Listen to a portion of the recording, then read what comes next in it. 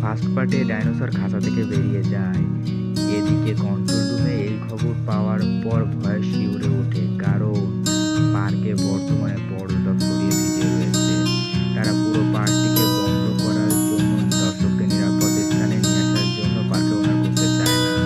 মানে এরকম বিপদের কথা শুনেও একটি স্পেশাল টিম পাঠায়, যাতে ইন্ডোমিনাসকে ধরার জন্য, ফিরিয়ে নিয়ে আসার জন্য।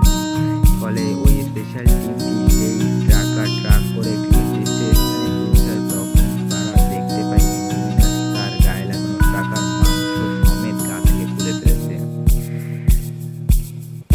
লক্ষ্য করে হঠাৎ তাদের সামনে একটি গাছপালার ঝাড় থেকে বেরিয়ে আসে ইন্ডোমিনাস। এটা দেখে তারা বুঝতে পারে ইন্ডোমিনাসের মধ্যে নিজেকে লুকিয়ে ফেলা একটি অশ্বার প্রজাতি থাকে না। এরপর কোনো রকম তাকে আটকানোর চেষ্টা করা হয়, কিন্তু ইন্ডোমিনাস নিমেষেই ওই টিমের ইউনিটের প্রত্যেকটি মেম্বারকে হত্যা করে ফেলে। Third part